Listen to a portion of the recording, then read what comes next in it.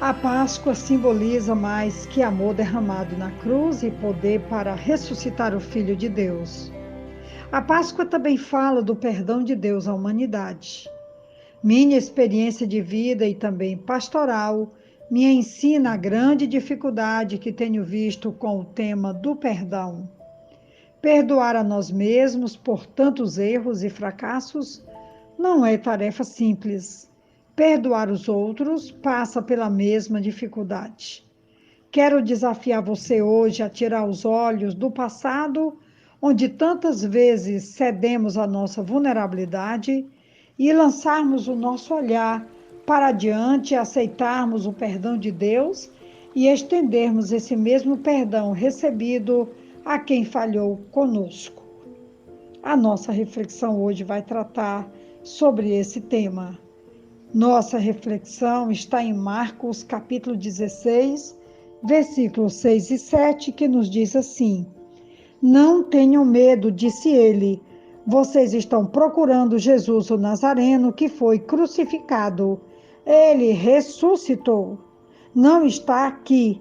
Vejam o lugar onde o haviam posto. Vão e digam aos discípulos dele e a Pedro: Ele está indo adiante de vocês para a Galileia. Lá vocês o verão, como ele lhes disse.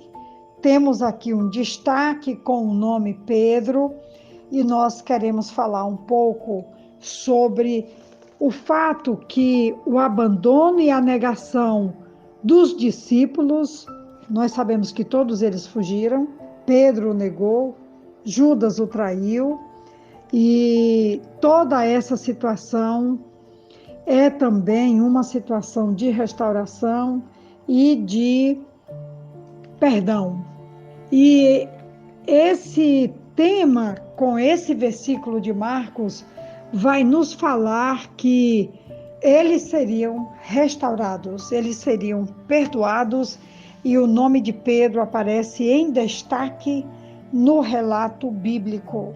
Para Pedro seria uma lembrança preciosa que, não obstante sua lamentável queda, o Senhor ressurreto mostrou-lhe um cuidado todo especial para a sua restauração, e ele deixou de pescar homens para ser apacentador de ovelhas.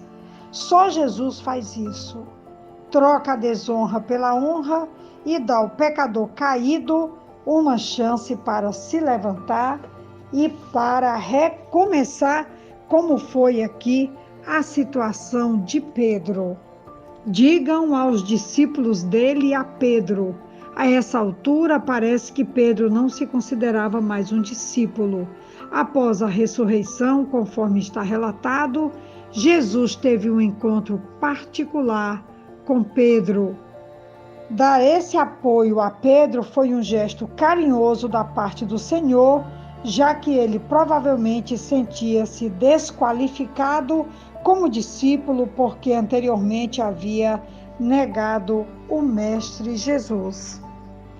Digam aos discípulos dele a Pedro, eu estou repetindo bem essa frase, porque o nome de Pedro está em destaque, eu já citei anteriormente, poderíamos aqui trocar o nome de Pedro pelo nosso, lembrando que tantas vezes já falhamos, já fracassamos, já até pensamos em desistir diante dos grandes desafios da vida cristã, mas hoje nós podemos observar esse texto substituindo o nome de Pedro pelo nosso nome e entendendo que a menção de Pedro fosse necessária para que o discípulo que havia negado Jesus se sentisse de volta ou se sentisse incluído.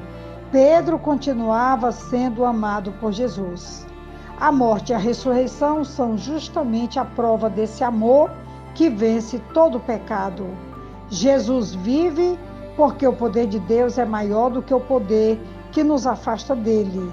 O relacionamento de Pedro com Jesus pode encorajar pessoas que se sintam indignas a também se aproximarem sem temor daquele que tudo venceu.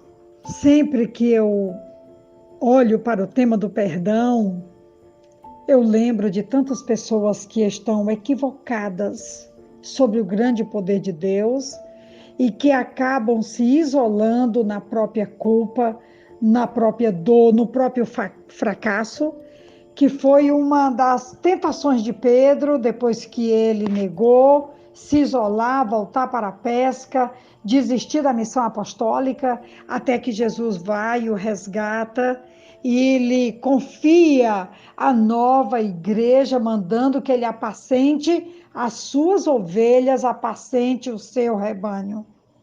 Onde quer que você esteja nesse instante, olhando para o seu próprio passado, quedas, fragilidades, traições, enfim, todos nós já passamos de alguma forma por esse tipo de fracasso, de queda, mas o convite de Jesus é para que nós possamos nos aproximar dele, nos aproximar da cruz que traz perdão e cura, nos aproximar das palavras do Evangelho, das boas novas de salvação, das boas notícias que ele veio, que ele está entre nós, que ele está vivo, que ele pode todas as coisas, inclusive perdoar a nossa queda, o nosso fracasso, as nossas fragilidades e nos dar um novo recomeço.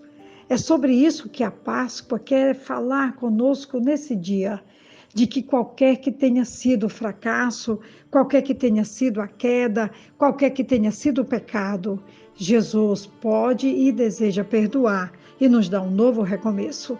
Que Deus nos abençoe, um ótimo dia, uma ótima reflexão e um grande abraço da pastora Betinha. Amém.